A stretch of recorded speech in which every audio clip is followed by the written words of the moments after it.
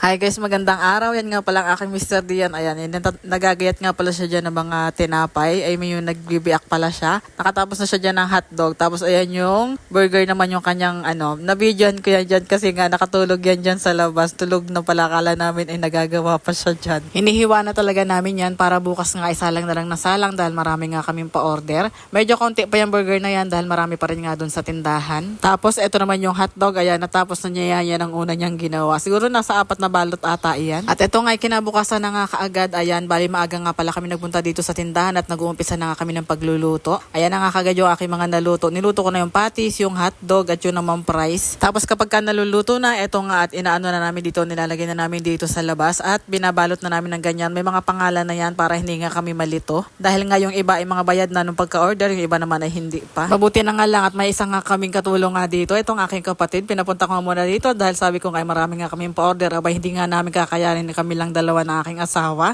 Ayan, bali siya yung nagtitimpla ng mga juice dito sa labas. At itong time na ito ay buti na nga lahat nakatapos na nga kami ng mga pa-order namin para nga dun sa elementary kasi nga dinaanan nga nila dito yung iba. Hindi na nga lang din na-videohan yung iba. Ang dami rin namin nagawa diyan na coke float yun nga lang talagang wala nga video, talagang mabilisan na nga. Ito naman yung time na ito ito yung pa-order namin sa Laguna, sa high school naman. Bali yan ay combo hotdog, combo burger, may cheesy fries din at saka yung mga juice. Dahil ito nga ay marami, ito nga at pinagbabox na nga namin at pinagsama-sama na nga namin kasi bali ito ay dalawa kasi yung umorder dito. Pinagtulong-tulungan na namin yung ilagay diyan sa box dahil oras na nga ng pagdi-deliver. At dahil nakatatlong box nga ito ay ito nga at dalawang motor nga kami nga man magdi-deliver. May maiiwan naman sa tindahan kaya ayan makakasama ako. At ito nga nakatapos na kami ng pagdi-deliver, hindi na nga lang din ako nag-video doon. Hindi rin makakapag-video kasi nga marami nga kaming hawak. Maraming salamat ho sa aming mga suki sa pagbili nyo ng inyong merienda.